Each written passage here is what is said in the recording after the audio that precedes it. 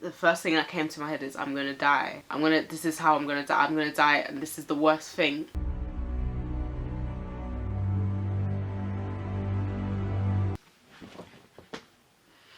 Okay, let me just get comfortable.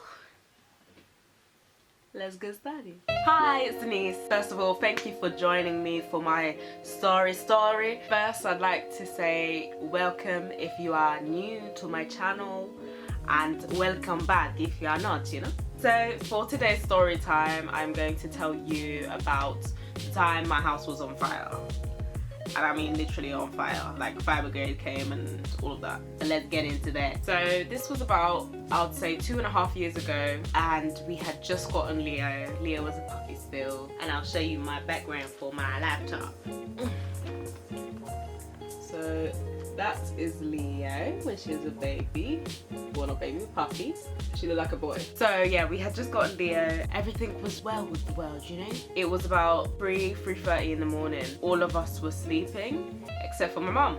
See, my mum, she like falls asleep so easily. Like literally, she'll be talking to you in a sentence and then she'll fall asleep like that as well. Once it hits 3 or 4, my mum can't go back to sleep. Like she just instantly wakes up, and yeah, once she's awake she ain't falling asleep till like an hour or two, so she has to get like active. So she went downstairs and she had done the washing earlier on, so she decided to put it in the tumble dryer. So my mom had turned on the tumble dryer and she went to go do something else. Then she heard the fire alarm, but she didn't react too much because the fire alarm is like always acting up, especially when she's cooking something. She went in the kitchen, she noticed that the tumble dryer smoke was coming out of it. She went to turn it off and she opened the tumble dryer door. Loads of smoke came out and this fire alarm kept on going off, and that's when she called my sister. Throughout all of this, don't know why, didn't wake up. I did not wake up. I mean, I heard the fire alarm, but the thing is, my mom's either always burning something or the fire alarm just wants to be stupid and you're cooking something and it's not burning but it decides to make a noise, you know? So yeah, I carried on trying to sleep, you know? I ignored it and I fell back asleep. Slightly awake but still asleep type of thing. All of a sudden, like, I don't know how long I had been sleeping some more. Let's just say 2 minutes because it didn't feel like long. All I hear is my sister and my mum screaming my name. Now just imagine you're sleeping and you hear someone calling you, not even calling your name, screaming your name, and you can hear the fire alarm choking from the smell of smoke, and it's pitch black, no lights. You ain't got time to turn on your lights anyway, and mind you, the power's gone anyway because it's been cut off from the minute that tumble dryer went on fire. It's just ringing of the fire alarm and you're choking to death, and then you see that the doorway is blocked off. You're the only one inside the house, everyone's out, or you thought everyone was out. Leo's upstairs. It's weird because I was laughing at my sister last time because there was one time where I was coming back from secondary school and my older sister said that when she heard the helicopter coming, she thought it was falling, like a plane falling. She was upstairs. Everyone in the area was getting scared. They thought, like, they didn't know that a helicopter was coming. My mom and my sister were in the house. She was sleeping. She heard the helicopter blades. I don't know. Then she heard my mom screaming her name. She was like, Sophia! And she said that when she heard that, she instantly just got up, but everything was like spinning, like she was like gonna faint, and she said her legs were like jelly and she was like trying to run down the stairs, but it just like, oh. The reason why I'm telling you that is that I was laughing at her when she was telling me, but then when they called me, that's exactly how I felt. Like I knew it was something bad because I could hear the fire alarm, and when I woke up properly this time I could smell the smoke. So I ran downstairs, or well, I tried.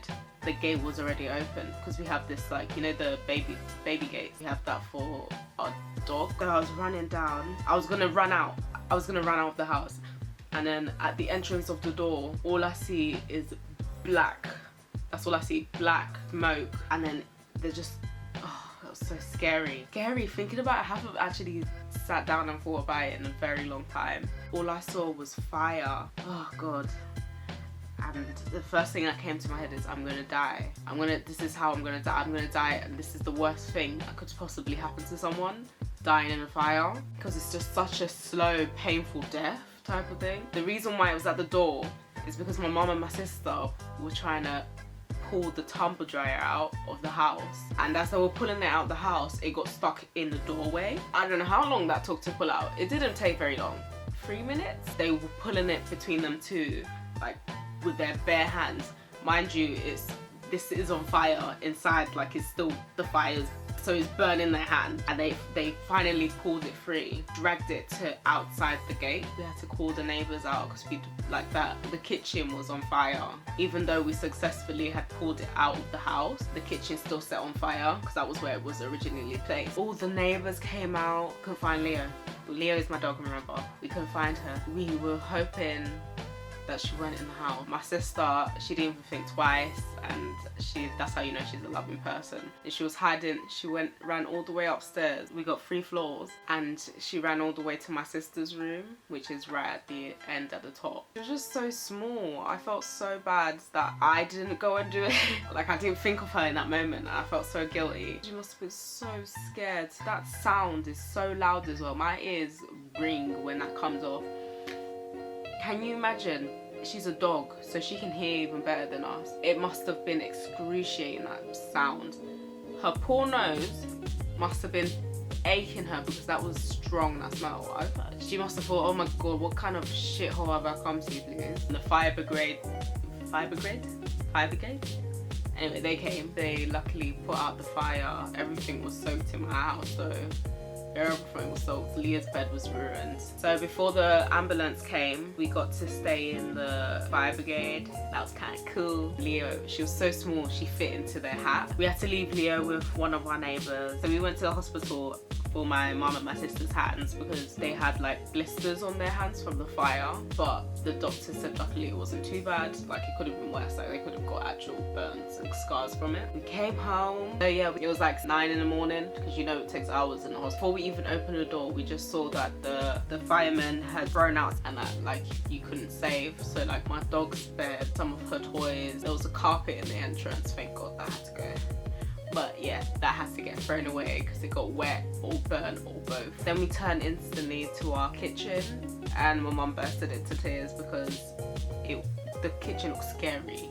It looked like, you know, those horror films, and everything's like black and looks old and abandoned. That was our kitchen. I was just like, stop crying. Me and my sister were a bit harsh, but she knew that it wasn't gonna look nice. We knew that it was going to burn, and we even said before we came inside the house, like, okay, prepare yourself because it's not gonna look nice. And she's like, okay, let me step in, and she's like, oh my god. Mommy, it's fixed now. Oh, we don't have a fan. It's meant to have been fixed for like coming on to 3 years now, guys. Hurry up, just saying. Apart from that, everything else has been fixed or replaced. That was the story of Balamory.